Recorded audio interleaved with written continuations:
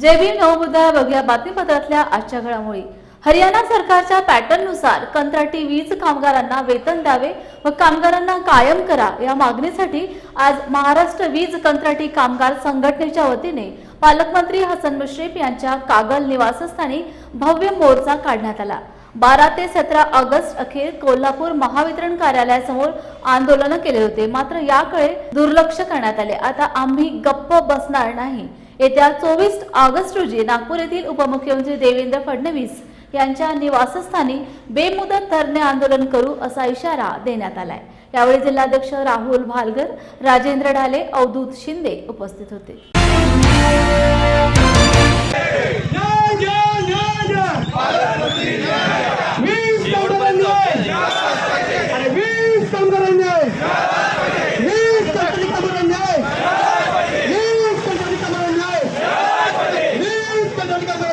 पगारवाढ आम्हाला निश्चितपणाने मिळाली पाहिजे.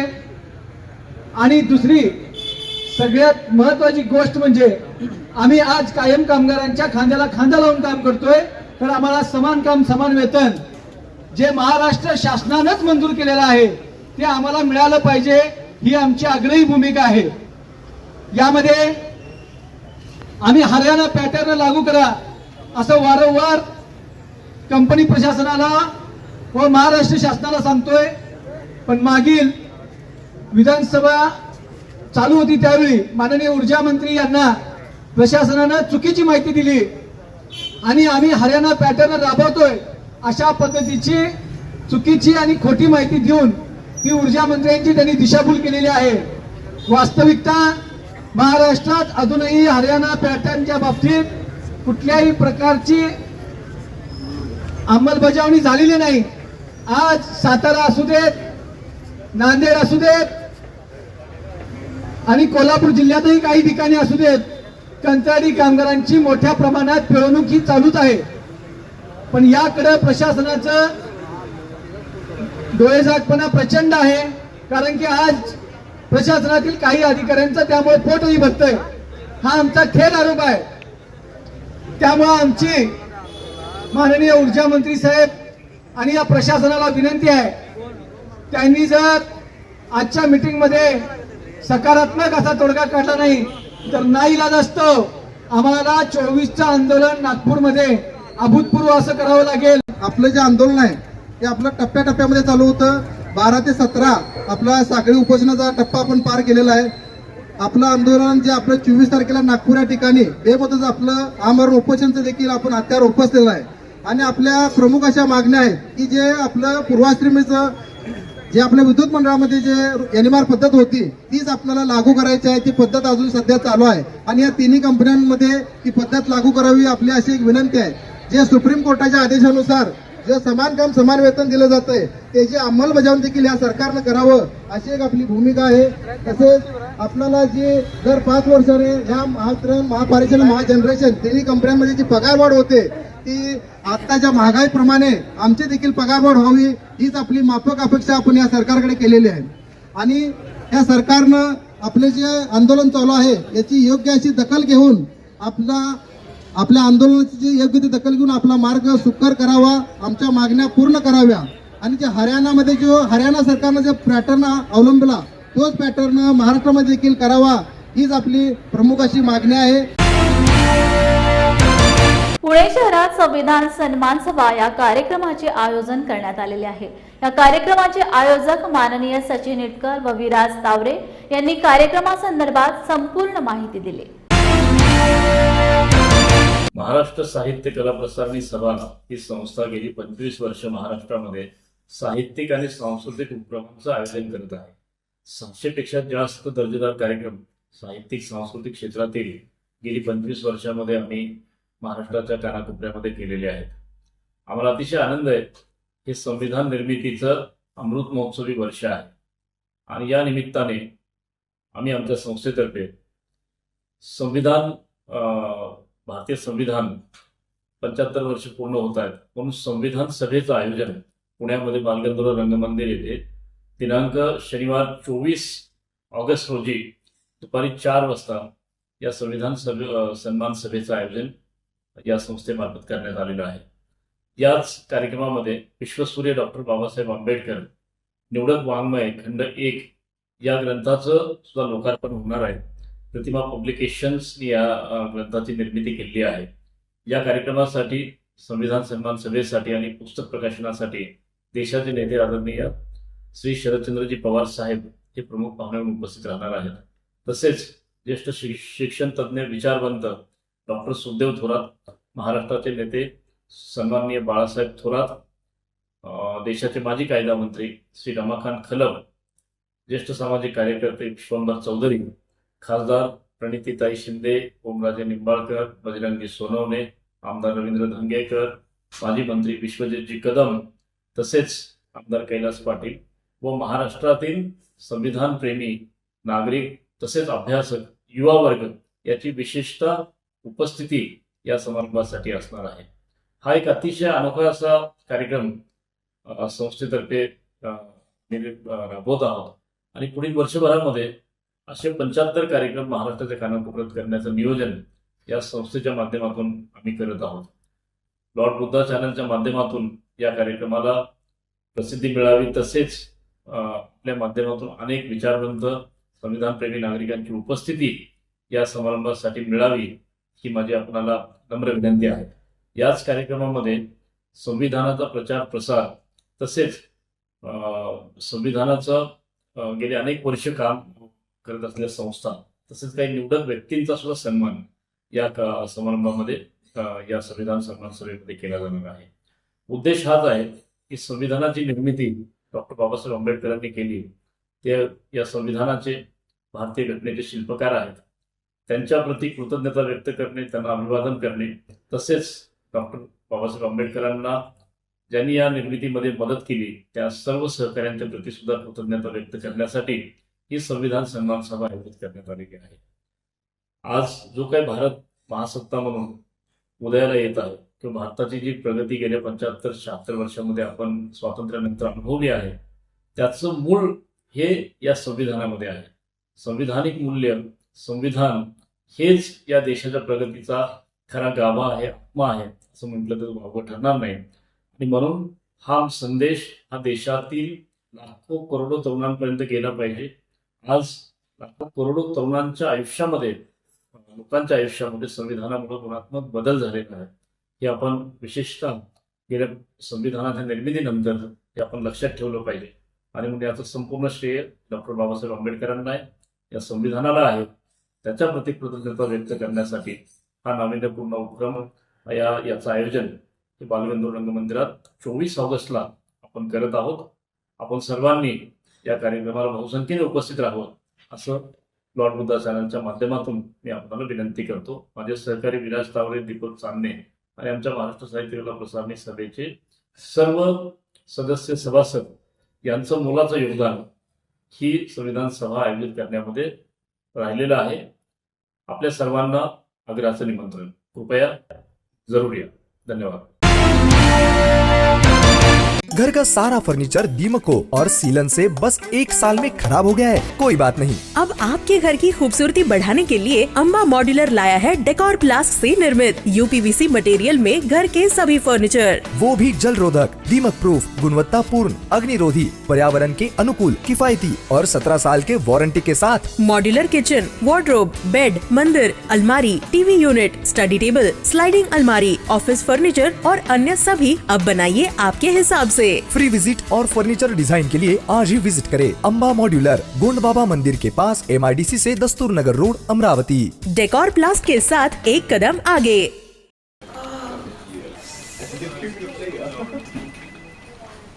बॉस ने मीटिंग बुलाई। क्या यार, आदमी की तकलीफ को तो समझो। बाहर बाहर उठो बैठो उठो बैठो। जनाब, तकलीफ उठने बैठने की नहीं, तकलीफ बवासीर की है। बवासीर, फिशर, भगंदर, पाइलोनियल साइंस का आयुर्वेद तथा आधुनिक लेजर से उपचार। अभ्युदय पाइल्स लेजर हॉस्पिटल, लोहार समाज भवन के पीछे, महापुष्प सोसाइटी, शताब्दी नगर चौक से मनीष नगर रोड, नागपुर। कॉल और विजिट करें www.pilesfistulacure.com। हुआ बहू? माँ, पाइल्स की बहुत तकलीफ हो रही है। तो तुम गुदरोग सर्जन के पास क्यों नहीं गई?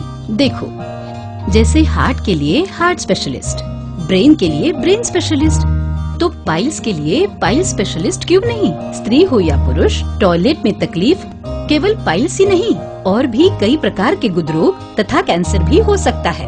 इसीलिए इसकी प्रत्यक्ष जांच जरूरी है। ठीक है माँ, पर जांच के लिए हम जाएंगे कहाँ? वही काले आयुर्वेदिक पाइल्स हॉस्पिटल में। लेकिन माँ, प्रेगनेंसी में पाइल्स की दवाइयाँ? प्रेगनेंसी में आयुर्वेदिक दवाइयाँ सुरक्षित होती है। जनहित में जारी काले आयुर्वेदिक पाइल्स हॉस्पिटल, औषधि चिकित्सा तथा सर्जरी ट्रीटमेंट उपलब्ध। हमारा पता उमरेड रोड, दिघौरी बस स्टॉप के पास, नागपुर। अधिक जानकारी के लिए वेबसाइट पर जाएं kalepailshospital.com। कोलकाता येथे डॉक्टर महिलेवर अत्याचार करून तिचा खून करण्यात आला। त्या निषेधार्थ देशभरातील डॉक्टरांनी बंद पुकारला आहे। कोल्हापुरातील CPR हॉस्पिटलमधील डॉक्टरांनी गेले काही दिवस काम बंद ठेवून वेगवेगळ्या मार्गाने आंदोलन करीत आहेत। आंदोलनकर्त्यांशी चर्चा झाल्यानंतर माध्यमांशी बोलताना पालकमंत्री हसन मुश्रीफ यांच्याशी चर्चा करून विशेष बैठकीचे नियोजन केले जाईल आणि सर्व डॉक्टरांना सुरक्षा दिली जाईल, असे खासदार श्रीमंत शाहू महाराज यांनी सांगितले।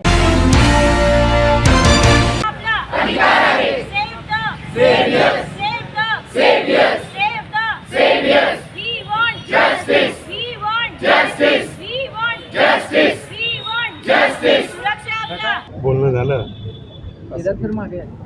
उदाहरणार्थ त्यांनी सांगितलं की आता 56 गार्ड आहेत आणि त्यांना 150 गार्ड पाहिजे आहेत। मी म्हटलं एका दिवसात तुमचं कशी भरती करणार? ते म्हणतात 10 दिवसात करणार, 14 दिवसात। म्हणजे पॉसिबल नाही आहे। तरी पण जास्तीत जास्त त्यांना संरक्षण दिलं पाहिजे आणि जास्तीत जास्त मी कोल्हापूरच्या लेवलसाठी बोलतो फक्त, तर त्यांनी आपले आपले प्रश्न आपल्या अधिकाऱ्यांच्या बरोबर जेवढे सोडवता येतील पहिले सोडवले पाहिजे आणि काही उर्वरित प्रश्न जर राहिले तर निश्चितच आपण मुश्रीफ साहेबांच्या बरोबर बोलून एक दिवस कसे सोडवता येते ते बघता येईल। कारण मुश्रीफ साहेबच वैद्यकीय शिक्षण मंत्री आहेत, त्या मुश्रीफ साहेब वैद्यकीय शिक्षण मंत्री आहेत, त्यांच्याकडे हे सगळं खाते येते।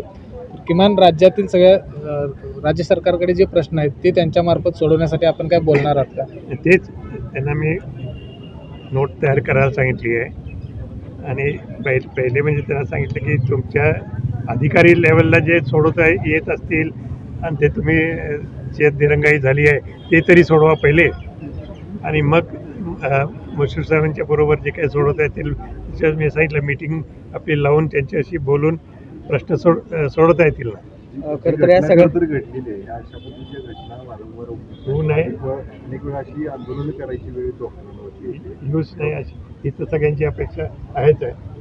यावरती कायदा कठोर अशा पद्धतीचा बनवला गेला पाहिजे। तेच एक कायदा काहीतरी त्यांनी तयार केला आहे म्हणतात, पण तो अजून पास झाला नाही, त्याची माहिती मला ते देणार आहे। या सगळ्या आंदोलनामुळं रुग्णांचे देखील काही प्रमाणात आता ह्या सगळ्या आंदोलनामुळं रुग्णांचे देखील काही प्रमाणात हाल होत आहेत, तर हे आंदोलन स्थगित करण्यासंदर्भात किंवा काही स्थानिक लेवलला हे थांबवण्यासंदर्भात काही चर्चा झाली? आत्ताच मला जे सांगण्यात आलं की उद्या काहीतरी सुप्रीम कोर्टमध्ये काहीतरी या संदर्भात निर्णय होणार आहे। भारतीय बौद्ध महासभेचे माजी जिल्हाध्यक्ष VV वाघमारे यांनी स्वखर्चातून रोहिणी बुद्ध विहाराची स्थापना केली असून या विहारास ॲडव्होकेट प्रकाश आंबेडकर, रमाबाई आंबेडकर, भीमराव आंबेडकर यांच्या उपस्थितीत भेट देऊन वर्षारोपण सुद्धा करण्यात आले। दिनांक 18 ऑगस्ट 2024 रोजी रमाताई आंबेडकर तेलतुंबडे व आनंद तेलतुंबडे यांची भेट घेऊन वृक्षारोपण केले। यावेळी माजी जिल्हाध्यक्ष दिव्य वाघमारेसह भारतीय बौद्ध महासभेचे पदाधिकारी उपस्थित होते। मुद्दा TV मध्ये आपलं स्वागत करतो। आज आपल्या परभणी शहरामध्ये भारतीय बौद्ध महासभेच्या वतीने या ठिकाणी डॉक्टर बाबासाहेब आंबेडकर यांचे नात जावई आनंद तेलतुंबडे आणि त्यांच्या पत्नी रमाताई तेलतुंबडे ह्या परभणी शहरामध्ये आल्या होत्या आणि त्यांचं स्वागत या ठिकाणी मोठ्या प्रमाणात करण्यात आलेलं आहे। भारतीय बौद्ध महासभेच्या कार्यकर्त्यांनी या ठिकाणी माजी जिल्हाध्यक्ष VV वाघमारे यांच्या निवासस्थानी त्यांनी भेट दिली आणि या ठिकाणी डॉक्टर बाबासाहेब आंबेडकर तथागत भगवान गौतम बुद्ध यांच्या मूर्तीची पूजा करून या ठिकाणी त्यांनी स्वागत स्वीकारलेलं आहे। आपल्यासोबत या ठिकाणी हे रोहिणी बुद्ध विहार या ठिकाणी आपण आलो। हे बुद्ध विहार आपण बघत आहेत। बी बी वाघमारे यांनी स्वतःच्या स्वखर्चातून या ठिकाणी हे बुद्धविहार उभं केलेलं आहे आणि या ठिकाणी अनेक मान्यवरांची डॉक्टर बाबासाहेब आंबेडकरांच्या अनुयायाची या ठिकाणी उपस्थिती लाभत असते. आदरणीय बाळासाहेब आंबेडकर, रमाबाई आंबेडकर या ठिकाणी येऊन या ठिकाणी गेलेले आहेत. आपल्यासोबत भारतीय बौद्ध महासभेचे कार्यकर्ते आहेत. आपण त्यांच्याशी जाणून घेणार आहोत. या ठिकाणी त्यांनी डॉक्टर बाबासाहेब आंबेडकर यांच्या नात जावयाचं स्वागत केलेलं आहे. काय सांगतात ते बघूया. जय भीम. मी विश्वनाथ विठ्ठलराव वाघमारे, श्रीनिवास कॉलनी, धारोड येथील रहिवासी असून मी स्वखर्चातून बुद्धविहार बांधलेलं आहे. या बुद्धविहाराला ॲडव्होकेट बाळासाहेब आंबेडकर यांनी ओपनिंग केलेले आहे. त्यानंतर त्यांची आई मीराताई या पण आलेल्या आहेत. नावपाशिका मीराताई आंबेडकर या पण आलेल्या आहेत. त्यानंतर डॉक्टर भीमराव साहेब हे पण आलेले आहेत. त्यांच्या हातानं सर्व बोधिवृक्ष लावलेले आहेत. आज त्याच अनुषंगाने आम्ही तेलतुंबडे साहेबाचा कार्यक्रम ठेवला होता आणि त्यांच्याच हाताने आम्ही बोधिवृक्षाचे 2 लागवड केलेली आहे आणि अशा प्रमाणे धम्माचा प्रसार व्हावा या उद्देशानं हे विहार बांधण्यात आलेलं आहे. जिल्हाध्यक्ष व्ही व्ही वाघमारे यांनी माध्यमाशी बोलताना सांगितलेलं आहे की धम्माचा प्रसार आणि प्रचार होण्यासाठी या ठिकाणी आम्ही हे बौद्ध विहार स्थापन केलेलं आहे. या ठिकाणी आंबेडकर परिवारातील अनेक अनुयायांनी या ठिकाणी उपस्थिती दर्शवलेली आहे. आपल्यासोबत भारतीय बौद्ध महासभेचे जिल्हा सेक्रेटरी पोटभरे साहेब आहेत, पोटफोटे साहेब आहेत. काय सांगतात?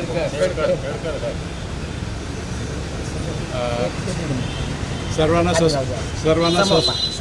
सस्नेह जय भीम. आदर्शांना त्रिवार वंदन. आज भारतीय बौद्ध महासभेची संपूर्ण जिल्ह्याची कार्यकारिणी आयुष्मान व्ही व्ही वाघमारे यांच्या निवासस्थानी तिथे जमली. आयुष्मान वाघमारे यांनी त्यांच्या स्वतःच्या खर्चातून हे सुंदर असं इथं रोहिणी विहार बांधलेलं आहे आणि भारतीय बौद्ध महासभेतर्फे या ठिकाणी नेहमीच कार्यक्रम आम्ही इथं राबवत असतो आणि धम्माचा प्रचार आणि प्रसाराचा कार्य करत असतो. या विहार अशा पद्धतीने पवित्र झालेला आहे की या विहाराचं ओपनिंग श्रद्धेय बाळासाहेब आंबेडकर यांच्या हस्ते झालेलं असून इथे बाबासाहेबांच्या सुनबाई आयुष्मानिनी मीराताई तथा आज रमाताई येऊन गेलेले आहेत. त्यांचे जावई तेलतुंबडे साहेब इथे येऊन गेलेले आहेत. भीमराव साहेब इथे येऊन गेले आहेत. आनंदराव साहेब इथं येऊन गेले आहेत. अशा पद्धतीने बाबासाहेबांचं रक्त त्यांच्या पायाची ठसे इथं उमटलेले असून ते आमच्या हृदयामध्ये सतत आहेत आणि त्यांच्या प्रेरणेनं आम्ही धम्माच्या प्रचार आणि प्रसाराचं कार्य करतो आहोत. इथे 2-3 दिवसापासून साहेब होते. इथे आज इथे येऊन गेलेले आहेत. त्या गोष्टीचा मनस्वी आनंद आम्हा सर्वांना आहे आणि त्या पद्धतीनं इथं आमचं धम्माचं कार्य चालू आहे. जय भीम. आंबेडकर हे आपल्या सर्वांचं आराध्य दैवत आपण आणि ॲक्च्युली ते आहेही.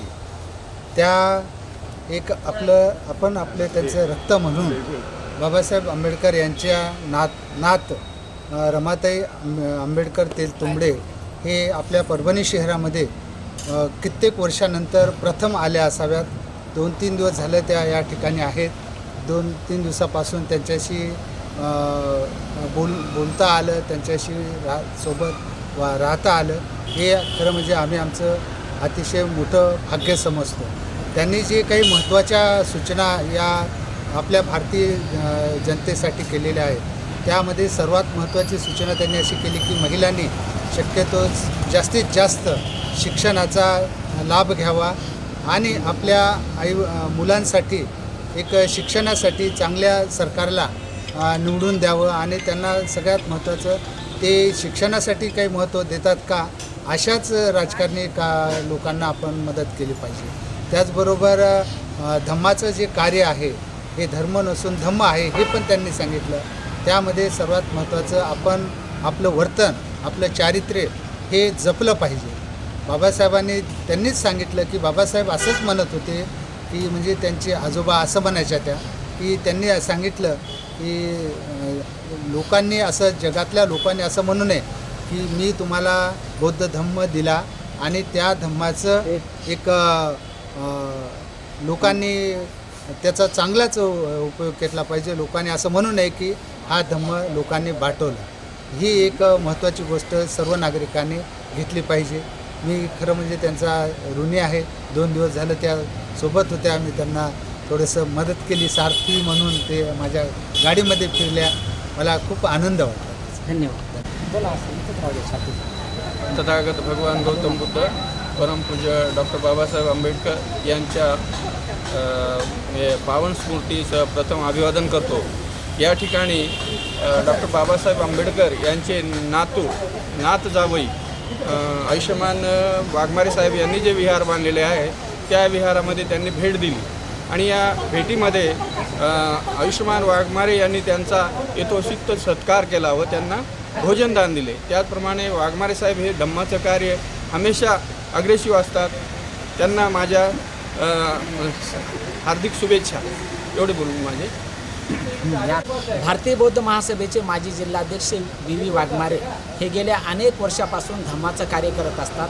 धम्माचे कार्य करत असताना त्यांना अनेक अडीअडचणीला सामोरं जावं लागते. या ठिकाणी बाबासाहेबाच्या रक्ताचे जे नातेवाईक आहेत ते ठिकाणी सर्व या ठिकाणी येऊन गेलेले आहेत आणि त्यांनी हा रोहिणी बुद्ध विहाराची जे स्थापना केलेली, या रोहिणी बुद्ध विहाराच्या स्थापनेपासून ही संकल्पना घेऊन त्यांनी असं ठरवलेलं आहे की शांतीच्या मार्गानं आपण चाललं पाहिजे. बौद्ध धर्माची शिकवण आपण जगाला दिली पाहिजेत. या पद्धतीचं त्यांनी या ठिकाणी रोहिणी बुद्ध विहार पाहिलेलं आहे. Cameraman Umesh Agrawal, Lord Buddha TV, Dilip Bankar, Parbhani. बातमीपत्रात घेऊया इथेच विश्रांती. पुन्हा भेटूया ताजा घडामोडी घेऊन. जय भीम.